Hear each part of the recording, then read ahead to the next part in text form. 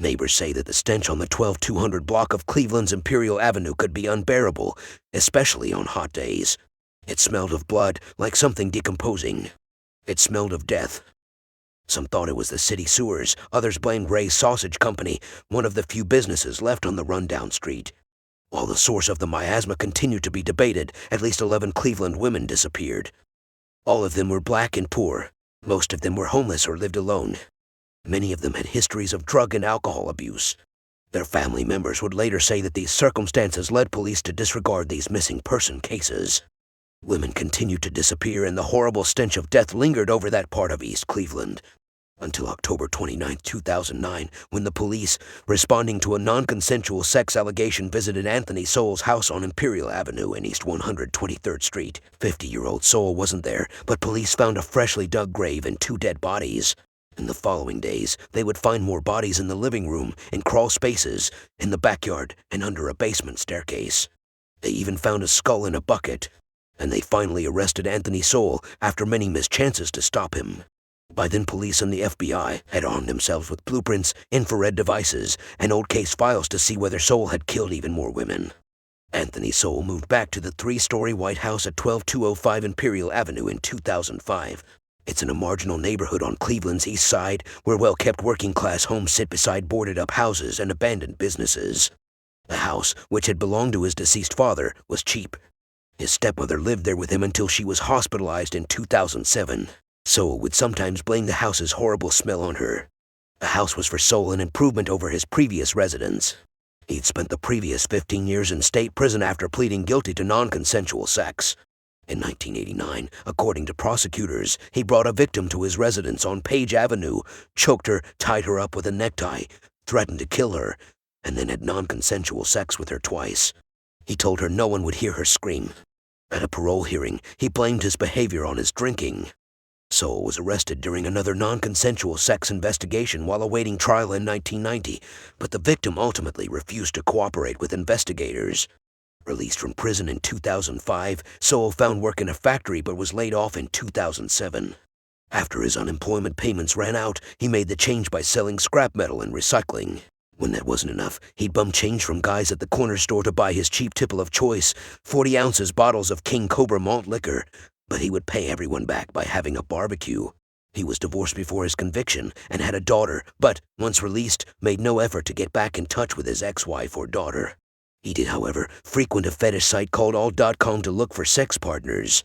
He set up his account in 2005, just after he got out of prison.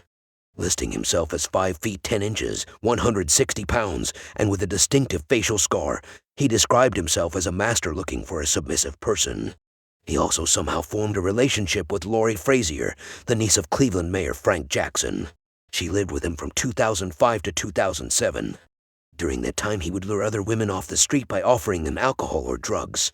Some he assaulted, but when they reported it to the police, little was done. Others, it now seems, didn't make it out at all. Meanwhile, the stench endured. The city routinely flushed its gutters, drains, and sewers in the area. Ray's Sausage Company passed all its inspections. Owner Ray Cash kept his business bleached clean. As Ray's sister and partner Renee Cash noted, they wouldn't have much of a business if their meat smelled like that. The smell in the neighborhood was so bad that Ray's workers couldn't stand it unless they kept the windows closed, since the inside of the plant smelled just fine. As a registered sex offender, Sowell was required to check in with the Cuyahoga County Sheriff's Office once a year. This was up to once every 90 days in 2008. It didn't help his victims. One night in December 2008, a woman waved police down on Kinsman Road and East 116th Street. She was covered in blood. Gladys Wade told the officers that Anthony Sowell had invited her in for a beer when she passed by on her way to one of the neighborhood's small corner grocery stores. When she declined, Sowell attacked her. She said he dragged her upstairs, strangling her so hard that she blacked out. When she came to her senses, she said she found that he'd forced her out of her clothing and was choking her and trying to have non-consensual sex with her. She struggled free and tried to get help at a nearby restaurant. She begged the people there to call 911, only to be told to go outside and use the payphone. Sowell caught up to her there, angrily told neighbors that he'd caught her trying to rob his house, and went back home. When Wade finally flagged down the beat cops, they sent her to the hospital in an ambulance. She badly cut her thumb on a shard of glass from a window that broke during her struggle with Sowell and needed stitches. The cops went to check out the scene at Imperial and 123rd. Tracks in the snow around the entrance to Sowell's house suggested a struggle. There was a bloody tissue nearby, and blood covered the steps. They detained Sowell. After getting stitched up, Wade talked to Detective Georgia Hussing. She would later relate that Hussing had told her it was just Wade's word against Sowell's, and that for all anyone knew it was just as possible that Wade had been the one to attack Sowell. Sowell was released 2 days later, and no search of his residence was made. At least 5 more women would disappear before his 2009 arrest. The incident with Wade would become the missed opportunity that would come back to haunt the community and its law enforcement officials. After Sowell's 2009 arrest, officials would differ in their explanations as to why Wade's complaint received such little investigation. Cleveland Police Department spokesperson Lieutenant Thomas Stasio says that Sowell's accuser wouldn't cooperate with investigators. She eventually agreed to talk to the police again, but then failed to show up for the interview. Stasio insists that Hussing presented the case to a prosecutor who decided not to charge Sowell. Prosecutors agree there wasn't enough evidence to charge Sowell, but detectives and prosecutors continued to dispute who branded the woman unreliable and suggested that her testimony wouldn't be believable. Cleveland Police Chief Michael McGrath was commander of the 4th Police District, where Sowell's home was located until he became chief in 2005. He defends officers in the 2008 case, noting that patrol cops often don't have time to run background checks. He denied accusations that because of the victims' backgrounds, police were slow to react to the disappearances. McGrath adds that the slow police response had nothing to do with the fact that Mayor Frank Jackson's niece had lived with Sowell. Frazier would later say she was shocked by the allegations against Sowell. Explanations aside, the incident with Wade was not the only opportunity police had to investigate the convicted sex offender. In April 2009, Tanya Doss, 43, agreed to go to Anthony Sowell's place for a beer. Although Doss knew that Sowell had been in prison, she didn't know why. In fact, most people in his neighborhood didn't know that the seemingly nice guy was a convicted sex offender. Once she got to his room, he snapped, she later said. According to Doss, Sowell choked her and threatened to kill her. He demanded that she knock 3 times on the floor if she wanted to live. He told her that no one would miss her, that no one would even notice she was gone. He made her strip but didn't have non-consensual sex with her because they both passed out. In the morning he seemed normal and asked her if she could use anything from the store. She casually called her daughter, then lied to Sowell, telling him that her granddaughter had the flu and they had to get home. He went to the store alone and let her go on her way. Doss was afraid to call the police because of an old drug charge on her record, a decision she later regretted. Later that same April, her best friend, Nancy COBBS, disappeared. Doss and others searched abandoned buildings for her and put up flyers, which, it is worth noting, seemed to disappear, but never did it occur to her to suspect Anthony Sowell, until his November arrest. The people at Ray's Sausage Company weren't the only ones who knew that something was amiss in the neighborhood. Fawcett Bess, 57, owned Best Chicken and Pizza across the street from Ray's. He always found Anthony Sowell polite and respectful, even if he did sometimes smell pretty bad. In September 2009, however, Bess says he talked to a woman who told him that Sowell had attacked her, and that police had done nothing but take notes when she reported the incident. A few weeks later, Bess says she saw a naked Sowell in the bushes bordering his house, standing over a naked woman and beating her. She called 911. Bess said that an ambulance took the woman to the hospital, but police, who didn't get to the scene until hours later, did not even try to talk to Sowell, who was still inside his house. Lieutenant Stasio denied the allegation, saying that police fully investigated each report connected with Sowell. He maintains that police fully investigated all missing person reports. The victims' families disagree, saying that they were brushed aside. When Barbara Carmichael tried to report that her daughter, Tonya Carmichael, was missing, she says police turned her away, saying that her daughter would come back when she ran out of drugs. The police reportedly turned away Sandy Drain when she tried to file a missing person report for her niece, Gloria Walker. She put up flyers, organized search parties, and even hired a psychic. Drain says she got exactly what she expected from cops in her neighborhood. Mary Mason, whose sister Michelle Mason also disappeared, said that police had been ignoring neighborhood complaints about missing women for years, and that they just weren't concerned with missing black women with a reputation for drug use. Stasio insists that the cops followed up on leads, including obtaining dental records and tracing license plates. Police advocates point out that law enforcement typically investigates missing adults when there is a clear indication of foul play, but does not chase down known drug users if, as in these cases, they think the person might just be on a bender. If the expressed fears and complaints of the victims' families didn't do anything to induce police to investigate Sowell, neither did the existing precautions regarding registered sex offenders. On September 2, 2009, Anthony Sowell checked in with the county sheriff's office. As required, on September 22nd, deputies paid a surprise visit to verify his reported address. Sowell met them at the door and answered their questions, and they left, as usual. Police say just hours after the deputies left, Sowell dragged a woman inside his house, choked her with an extension cord, and had non-consensual sex with her. She told the police that she was able to get away by promising that she wouldn't go to the police and that she'd come back with $50. The next day she went to the hospital and spoke to the police. But police say she resisted their ongoing attempts to interview her further, skipping an October 11th appointment to which she'd agreed, meeting with them only on October 27th. This slowed the case down, and police didn't obtain a warrant to search Sowell's house until 36 days after the alleged attack. During that time, another incident drew attention to the Sowell residence. Neighbors saw a naked woman jump or fall out a second-story window and called 911. An ambulance took the woman to the Metro Health Medical Center. She was reportedly under the influence of drugs and said she'd been partying all day. She refused to talk to the police at the hospital. Cops went to Sowell's house, but no one answered the door. On October 29th, the police were back, warrant in hand, ready to arrest Anthony Sowell, who was not at home. On entering the residence, they found 2 decomposing bodies. The next day, they found 3 more. They didn't catch up with Sowell until Halloween when they arrested him a mile from his residence on Mount Auburn Avenue. A few days later, police charged Sowell with 5 murders and found 6 more bodies in the house. At that time, there were still 24 women missing from Cleveland's east side.